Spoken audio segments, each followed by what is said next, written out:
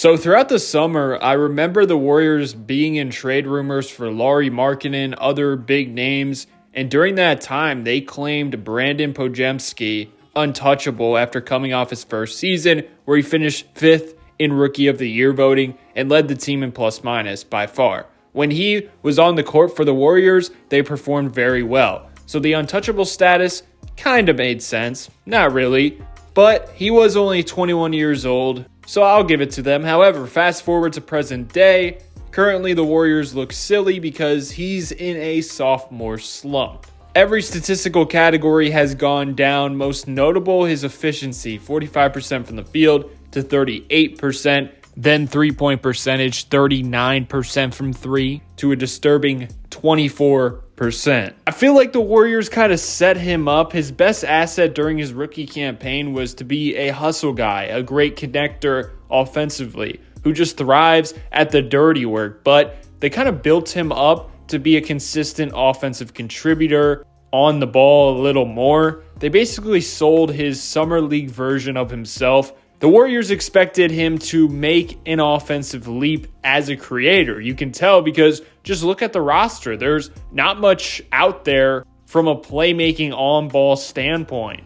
And quite frankly, it seems like he was not ready for that extra responsibility. In my opinion, he needs to improve shot-making wise. Pretty much every star-level player has that trait, and the ones that don't, like a prime Draymond Green, his defensive ability is an outlier. Also, look at the other side of the court yesterday. Amen Thompson, his offensive game is very raw. Some nights on the court, he is non-effective on that end, but he has outlier athleticism and is one of the best perimeter defenders already. In terms of Brandon, athleticism-wise, for NBA standards, he's nothing special, and some could say a little below average. He's a great hustle guy, and he's good at the little things when he's on top of his game, but at some point, if they want him to be more than just that, shots have to be made. And one of the biggest issues is he's struggling to create separation in any scenario, especially on drives. Last season, he shot 68% from 0 to 3 feet. From that same distance this year, he's shooting just 52%. So at the basket and from 3, those are the big drop-offs in efficiency that we are witnessing. And the sad thing is 46% of his shots come from 3. So if he's not hitting from there, it's nearly impossible to be an effective offensive piece. He's actually been solid in the mid-range region this year, 50% from both 3 to 10 and 10 to 16 feet from the basket. But the thing is, everything right now for him seems very difficult. Every shot he takes is pretty much contested besides three-pointers. And that's why that three-point shot is so important.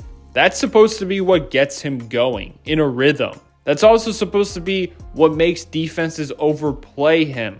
He should be drawing closeouts that set up the rest of his game. But by being a 24% three-point shooter, the defense is fine with just living with a slight contest and staying in front. I believe if a turnaround were to ever happen, it starts with his 3-ball. I mean, this season, he has 9 games already where he shot 0% from 3 on multiple three-point attempts. Now, with the lack of guard playmaking on the roster and the way he's looked at in that organization, he's still going to get minutes despite his production. However, in the month of November, it was interesting to see because you saw his minutes actually get cut down. Now, over his career, he's averaging 26 minutes per game. In November, that was down to 22 minutes.